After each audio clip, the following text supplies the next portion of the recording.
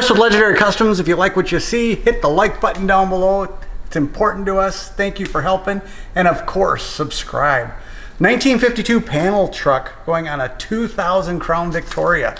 I have no idea if it's been done before, but one of the things that we worried about was the body mounts to the new frame, because unlike the 65 and the 63 that lined right up, this did not. So Zack has done an outstanding job. There are a total of 12 body mounts, the 2000 Crown Vic frame to the 52 panel truck. Now, he has built these things stronger than I thought he ever would, and he has outdone himself. They look awesome. Today he also got in the X brace, which is this right here. If you are doing a Crown Vic swap, what we have learned, even from the unibody, is if you don't put this in, this frame will flex. The Crown Vic frame needs the body on top of it for support. Now, we thought with the 63 unibody, because the cab and the body are one, it wouldn't flex as much because we would get some support out of the unibody. Still needed the X brace, so we put it in on each and every one. So he has the X brace in, the 12 body mounts, and tomorrow what he's gonna be doing is on the outside of the frame, because we have the room on this one. On the 63 unibody, we actually had to cut the frame apart and put in supports.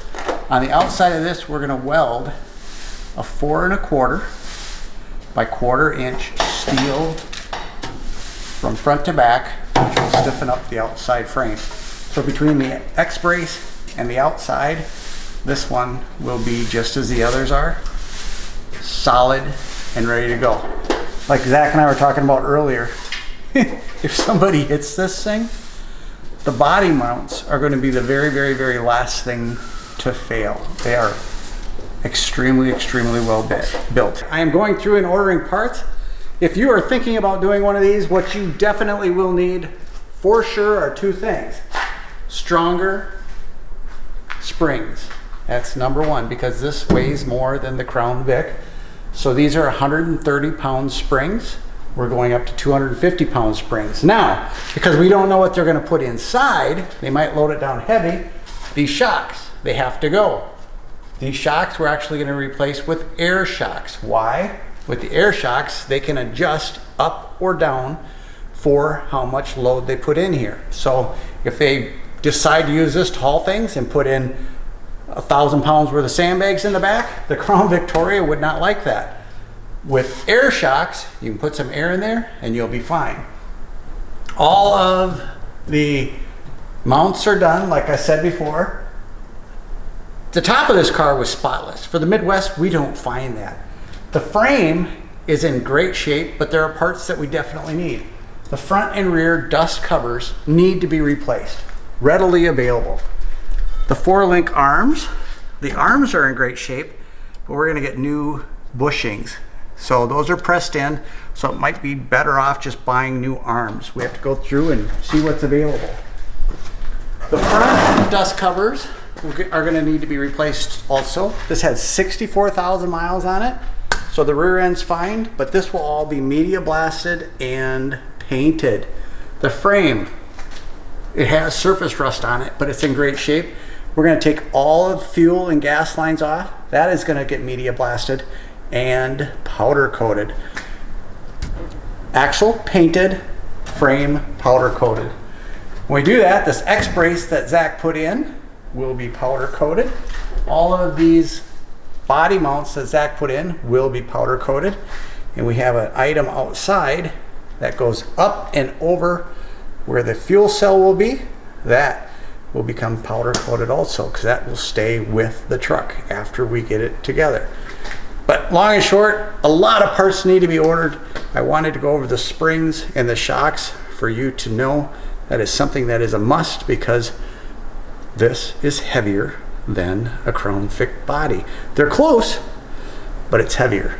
I'd rather have it overbuilt for suspensions so you don't have problems going down the road, a lot of body roll and a lot of sway, than underbuilt. And with the air shocks, they're going to be able to adjust to what they like for their ride.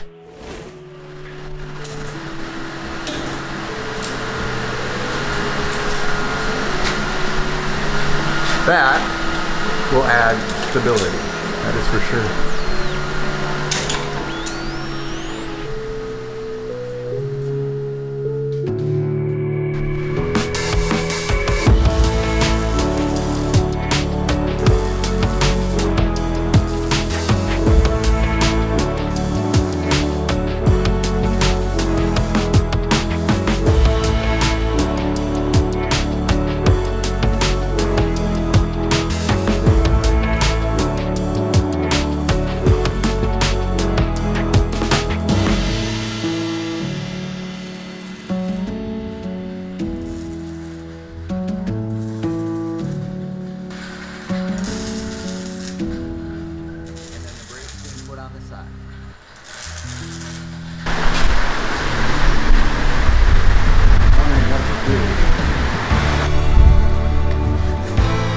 You're gonna weld this home?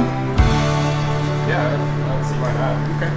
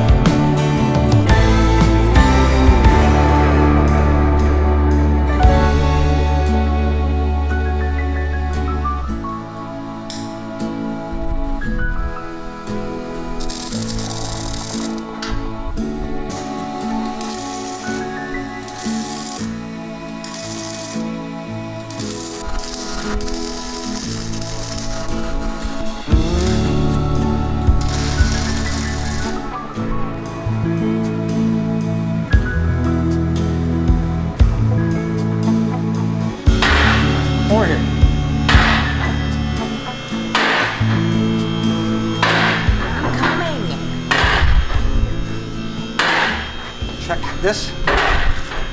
This is just a small part of how it was roached. This whole thing was roached out. You guys are all fixed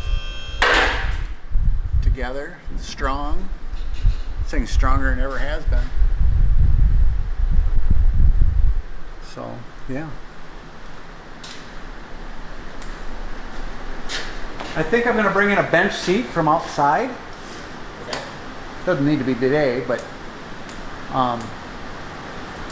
that seat I want as far back as we can, because they want to put a second bucket seat over there that swivels for their mother-in-law, so she can be driving, sitting forward, and then swivel and talk to the kids.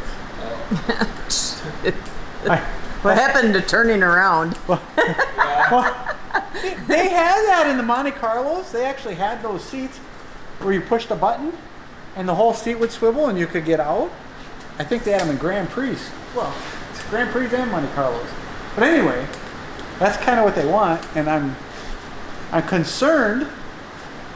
I know I can do it, but how safe is that going to be? Going down the road. So we got to figure out how to lock it in place. I would have to think that they did lock in place, did they not?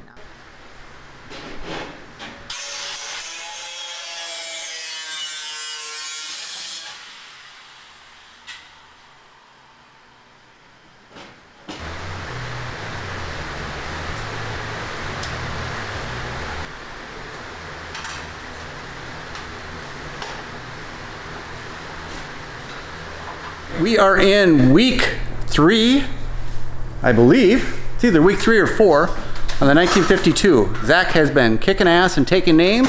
Gonna go through real quick a recap of where we are.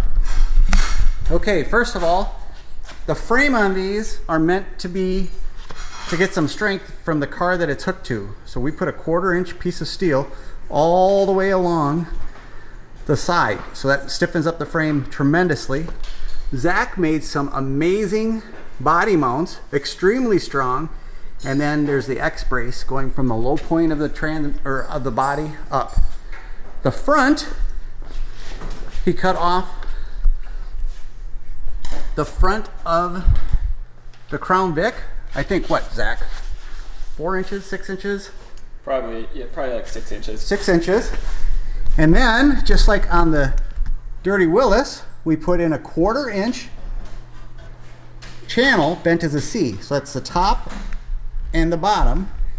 And then he put in right there a 1.5 by 1.5 steel pipe that the radiator supports mounts to, which is right here.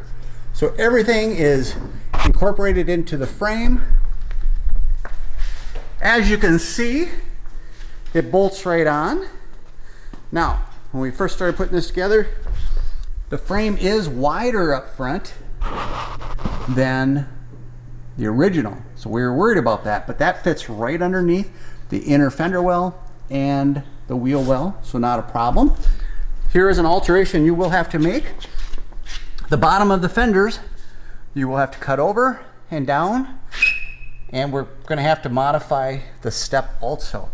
But all that will be done with body work, easily hidden, and doing it right, you won't even know that it was done unless you're a die-hard 1952 Ford guy.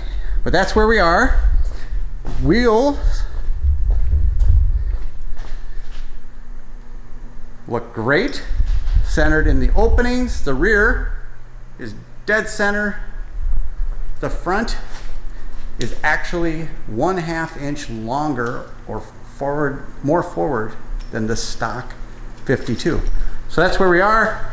Zack has it on. He's going to start doing some more cutting and such. You do have to cut the inner fender wells. You can see right there to go around the Crown Victoria. But that is just awesome. And that's where we are. So we'll video some more just to catch up to where we are. It is crowded underneath there. The cold air intake will be a challenge, but not impossible. But you know, that's the stuff you work with. There's not a book on how to put a 52 on a 2000 Crown Victoria. Keep watching, a lot more to come. Guys are doing awesome. Appreciate it. A lot more to see. If you like what you see, hit the like button down below. Subscribe to our channel. That's very much appreciated. And please comment below. Out of here.